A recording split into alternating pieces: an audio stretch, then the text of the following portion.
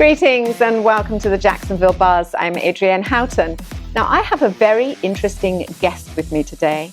She teaches parents how to ensure that their babies and toddlers get a 12-hour sleep, eventually, I'm sure, and that the parents are rested. How many of us have had those nights when the babies are crying all the time? And so Erica Threet from Sleepwise Consulting is going to throw some light on what you do, how you do it, and how to get those precious Z's. Welcome, Erica. Hi, Adrienne. Thanks for having me. No, an absolute pleasure. I'm fascinated because, I know that there's a lot of people out there who are sort of pulling their hair out going, oh, why won't this child sleep?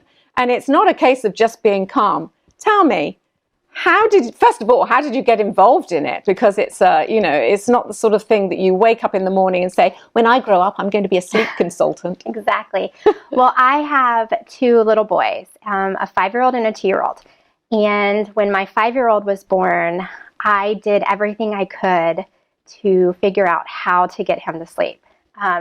Sleepless nights were not going to happen with us. We know that newborns will wake up in the middle of the night, but we wanted to teach him how to sleep. So I did tons of research and I figured out how to get him to sleep. And he was sleeping about 6 hours overnight by 7 weeks old. Wow. So that's fantastic. Yeah. And it just became a passion. I just learned as he grew. I learned more about it. Then I had my second and he presented different challenges and I learned more about that. And it honestly became a passion of mine. So when I had the opportunity to join the Sleepwise team as a certified pediatric sleep consultant, I was thrilled because now I get to share my passion and my knowledge with other families and help them. Yeah. So tell me about the journey of sleep. So we all have a journey to sleep. It's something that we do to get us from point A to point B, point A being wide awake to point B being asleep. So we all have something that we do. So as adults, sometimes we get water, we put it by our bed, we get in bed, we read for a little bit, we kind of fluff our pillows, we get comfortable, and then we eventually fall asleep. It's different for all of us, but we all have steps that we take. Babies and toddlers and children also have those steps. And so what happens is we naturally wake up every night, 2 to 5 times every night. And as adults, we don't realize that because we have good sleep skills. So we might roll over, fluff our pillow a little bit, pull the blanket over us, take a deep breath, and we go back to sleep. Mm-hmm. Well, for children, the problem happens when you become a part of their journey to sleep. So when they wake up in the middle of the night, as they naturally should, they're going to need mom or dad to come in and help them get back to sleep. So what this might look like, so you put them to bed, you have your bedtime routine, you give them a bath, you put their jammies on, you rock them to sleep, you put them in their crib, and you hope that they don't wake up. And then when they are asleep, you celebrate. But then what happens 30 minutes to 2 hours later, they wake up in the middle of the night and they're crying for you. And they're crying for you not because they're scared or they're afraid. They're crying for you because they need you to go back to sleep. They're tired and they don't know how to do it. So they need you to come in and put them to sleep. So when you remove yourself from their journey of sleep and you teach them how to fall asleep on their own, then when they wake up naturally in the middle of the night, they're going to know how to put themselves back to sleep. So do you leave them crying? Well, is there a simple solution is the answer to that? Is there a simple solution? No.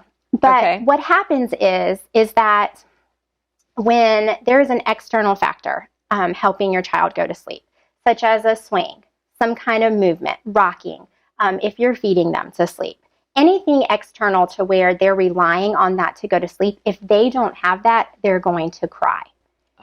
So if you remove that, they're going to cry because they don't know how to go to sleep on their own and they're tired. Okay. So while we're going through our process together, we use gentle methods to help the child go to sleep. And crying is definitely a question that I get asked a lot. Like, is my baby going to cry? Am I going to have to leave my baby in there to cry? The answer is no, because we're going to use some gentle methods. Will they cry? Probably, because they're protesting, and this is something different. They're just protesting the change, and they don't like it. But we're going to use gentle techniques to help them learn how to sleep on their own. Now, I mean, obviously naps play a big part of the journey. Yes. So how many naps should a baby be taking on, and when do those naps stop? Well, honestly, that depends on the age. So if you're looking at a newborn is going to be kind of like on a 2 to 3 hour feeding schedule. So they're going to nap a lot more. So we're going to look at newborns being awake for an hour, right, and then they're going to go to sleep. Right. They're going to sleep for about 2 hours, 1.5 to 2 hours, and then they're going to be awake again, and then they're going to sleep. So for newborns, they're going to take more naps, and then that's going to look different than a 6-month-old who might be on 2 to 3 naps, all the way up until about 15, 16 months old when they transition to 1 nap. And then they stay with 1 nap until about 2.5 years old is kind of the age where some kids will start dropping it. We've even seen kids up to age 5 still taking a nap. And it really depends on if their nap is interfering with their bedtime. So if they're waking up super early in the morning, or they're having a really hard time going to sleep at night, then it might be time to start looking at dropping that nap. Fascinating subject. I know that we could keep asking questions, but the time is up, so you're going to have to come back and tell us more. Thank you, Erica, for coming in and telling us. If people want to get hold of you or have got questions and want some sleep consulting, how do they do it? They can always email me at e3@sleepwiseconsulting.com. Or they could reach out to me on my Instagram at One Rested Mama. One Rested Mama, and that's what it all takes. That's why you need Sleepwise Consulting. Thank you, Erica, for coming in. It's been an absolute pleasure. Thank you, Adrienne. And we'll be right back after these messages.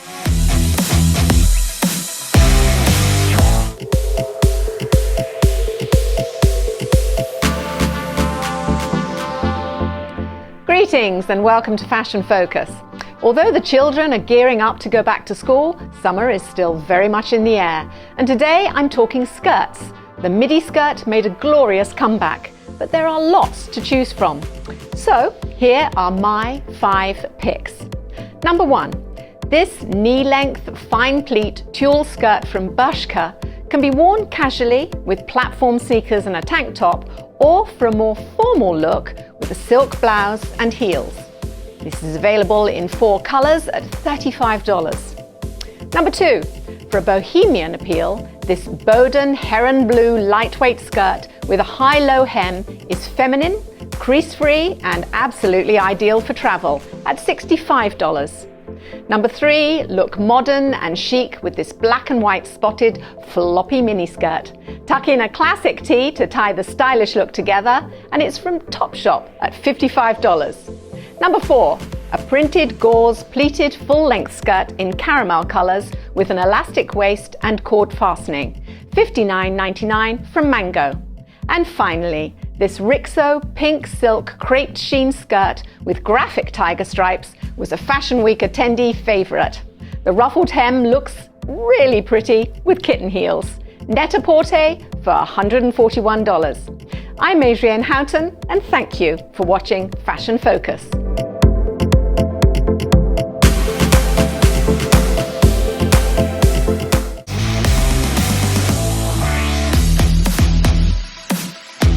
Welcome back to the Jacksonville Buzz. Now, if you've ever gone to Scout and Molly's, you will know it's not just any old boutique. It's something quite unique. And joining me today is Emily Rodin, and she is the owner of Scout and Molly's, and they have 2 locations, one in Sawgrass Village and one in St. John's Town Centre. Welcome, Emily. Thank you for having me. Now, so first of all, I have to ask you, how did you get into retail fashion? Because it's not the easiest. It is not the easiest. And it's sort of an interesting story. I'm actually an accountant by trade. Well, that doesn't make sense at all, does it? I know, but I do have a creative side, and I just really wanted to venture out on my own. You're also not like a boring accountant either, so I mean, that also makes sense why you want to do something else. Right, I've been in accounting for 17 years, and I wanted to try something new, and I happened upon this franchise called Scout and Molly's, and I just loved the whole concept behind it. It was making a woman feel comfortable, making her feel like she's shopping in her best friend's closet. It's more of an experience, and you could do with it whatever you wanted within the franchise. So I bought the rights to the territory, and now we have 2 locations. And you've been going for how long? 3 years? We've been 3.5 years, yeah. So tell me what is one of the things that makes Scout and Molly's unique? Well, we really try to cater to a wide range of individuals. No one person is the same. What you like and what I like are different. Your body type and my body type are different. So we try to cater to a large selection of people, both style and budget.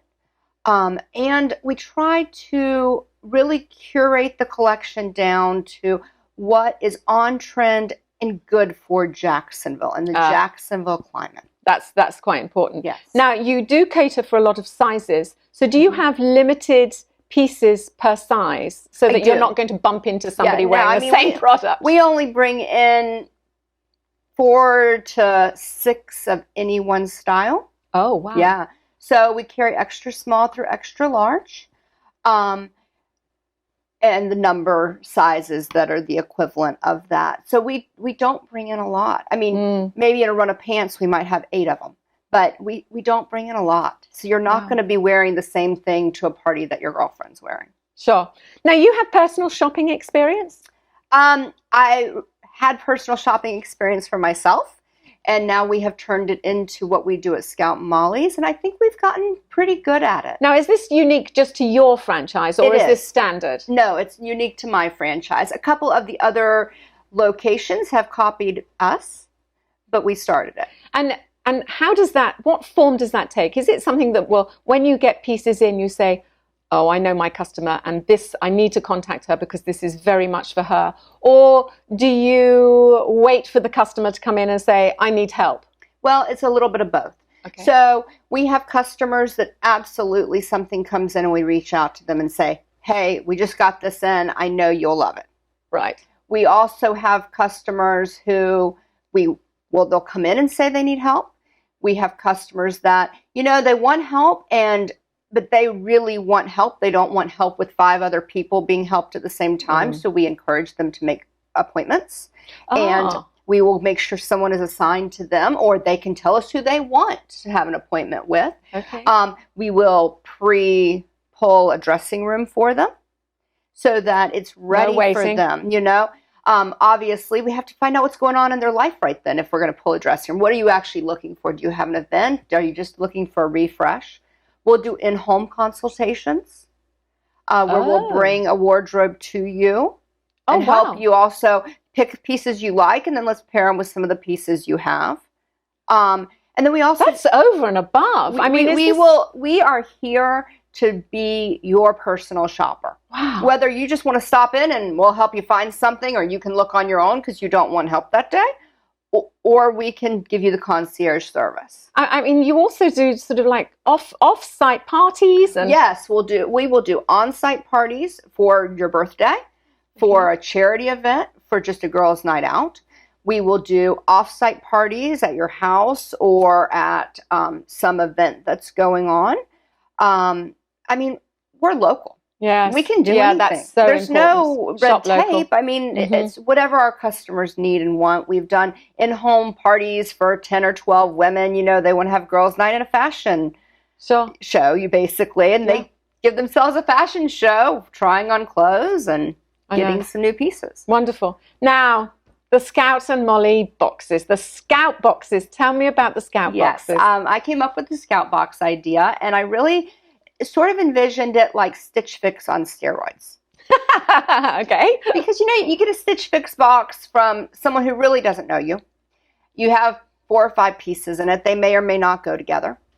So you may or may not keep a couple pieces of them. And I did services like that before I was a boutique owner. And to me, they just missed something. So what we do is, yes, we fill out a form on our customer, but we get to know you. I know what Adrienne looks like. Right. I truly know what she looks like in person. And we curate anywhere from 4 to 6 outfits for the person. Complete outfits, jewelry, accessories, bottoms, tops. We give very detailed style notes on each outfit, how we would wear it, how we would pair it. If the top in look 1 can go with the top in with the bottoms in look 4, Amazing. we'll tell you that as we go through it. We deliver it to your house. Fabulous. You try it on in the comfort of your home. Whatever you want to keep, fabulous. We pick up whatever you don't want in 48 hours. You know, I mean, it sounds like a no-brainer to me. I mean, it sounds wonderful. Thank you for coming in to tell us a little bit more about Scout and Molly's. I'm sure it's informed a lot of people who didn't know. And so this is wonderful. Thank you, Emily. Thank you for having me. And we'll be right back after these messages.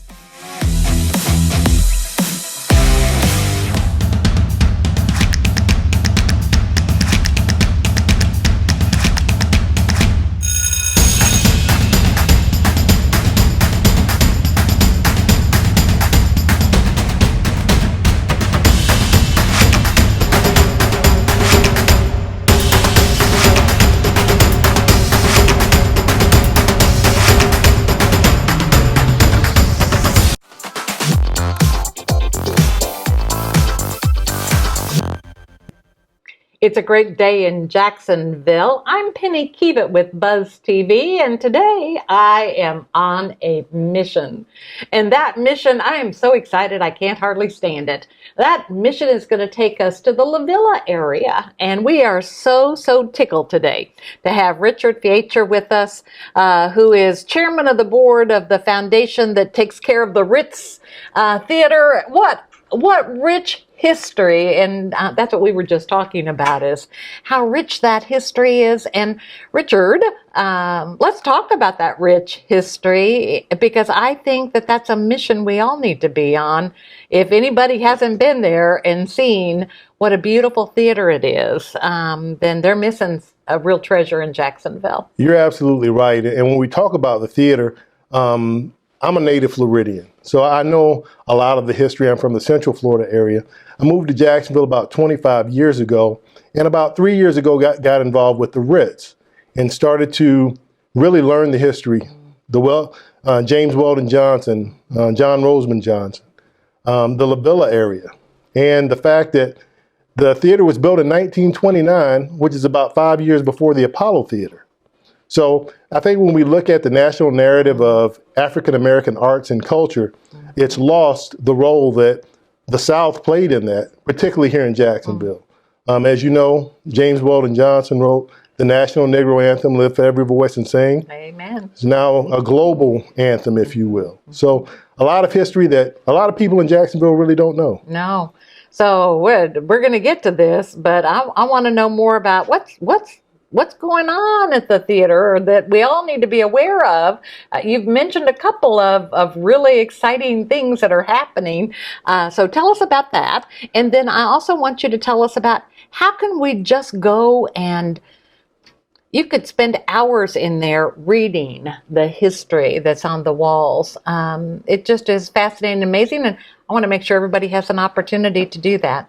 Absolutely. Well, we are approaching the 20th anniversary of the reopening of the Ritz, So 20 years ago, it was reopened. Absolutely. So how long it had been closed, just to give us all some history here? Well, I don't know the exact time frame of the closure, but there was a better Jacksonville movement that the Ritz received funding for the redevelopment, had a very good run, lots of exciting things happened. And then shortly, or not shortly, but thereafter, a change in administration caused a change in, things at the Ritz.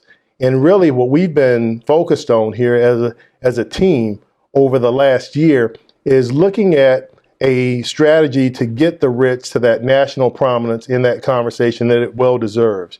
I think timely with the redevelopment of Jacksonville and the focus on La Villa, it's all kind of coming together very nicely.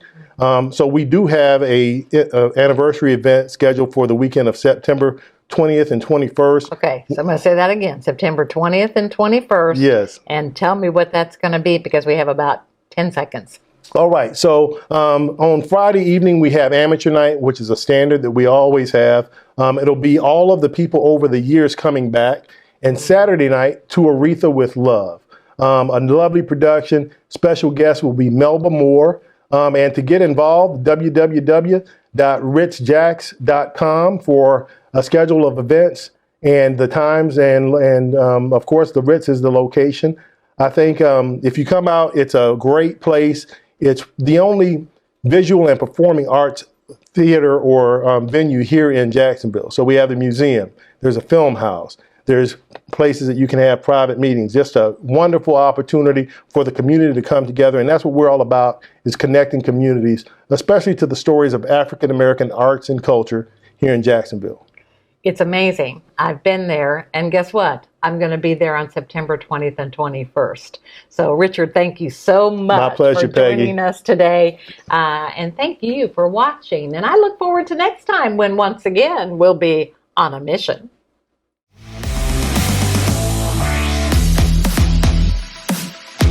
Greetings, I'm Adrienne Houghton and welcome back to the Jacksonville Buzz. Now in the studio today is Preston Harris from PHE Motivation and Consulting. And he certainly looks after the youth, making sure that they are directed and they are self-confident. And he's going to tell us more about how he does this. And we are also joined by our trusted Buzz contributor, Mr. Stephen Strom. Welcome, gentlemen. Good morning. Hello. Thank you. Thanks for having us. No, it's an absolute pleasure. Now, as a member of the task force in crime and punishment in Jacksonville, tell me how you go about helping these kids. Well, for crime and safety, I just believe prevention is the best I said thing. crime and punishment, didn't I? Crime and punishment. That's a Same good thing. book. Yes. Yeah. But I mean, it's about providing alternative activities for them, but also giving them a vision for their lives. Like if you have a vision for your life, you're less likely to do crime and do things that are going to get you in trouble. So what I see is a lot of kids just lack direction. And so if we can give them a destination or somewhere where they want to be, they're going to stay out of those things naturally. And we just got to have fun activities for kids to go to, because if they're bored, you know. How did you get into motivation or motivating children? Well, my whole life, my father's a motivational speaker and a pastor. And so I kind of saw him do that growing up. And then when I graduated college, I wanted to give back to my community. And so I started a nonprofit, and being a trainer and a football player, I saw different ways where I could give kids the things that I wish I had growing up. Mm-hmm. And so that was the biggest thing, was, you know, putting myself in situations where I could speak to kids and give them the information or give them some insight that helps them maximize their potential. And that's just what I wish I had growing up, is more people just to speak into my life, pour great things into me, and help me be the best that I could be. Mm-hmm. How do you connect with the kids? So you identify yourself as master motivator. Yes, sir. Right?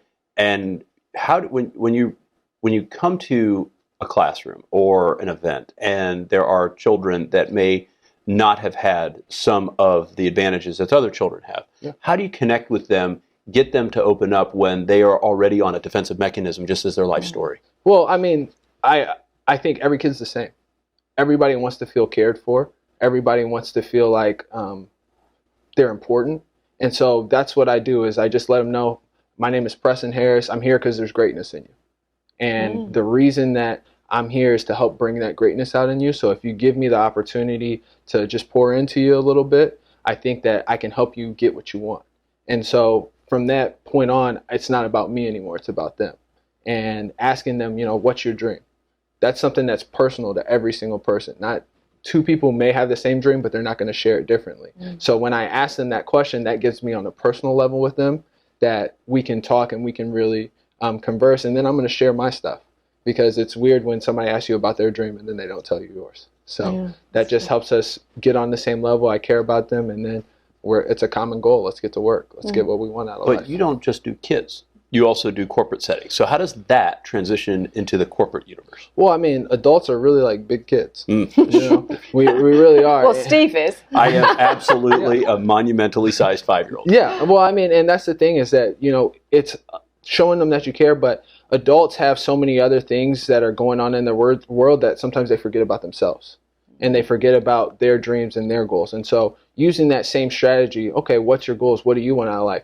you probably haven't been asked that in maybe 5-10 years sometimes if you've been on the job. But once you start to think about, yeah, this is why I'm doing that. This is the reasons why I decided to take this job. This is what I like about that. And bring in a little gratitude in that, because as adults, there's so much things that we worried about. If we can just be thankful for the things that we have, thankful for the opportunities that we have, then it kind of lightens the stress and we can focus on being really great at what we do. Now you've got a new program out, Back to School series. Tell me about that. Back to School Basics. Yeah, well, you know, when I went back to school, my parents would always have a couple of things that I had to do or had to get ready for. And so I just wanted to bring out a little series of Back to School Basics so parents and students have tips. And so my Back to School Basic tip for today is set the tone.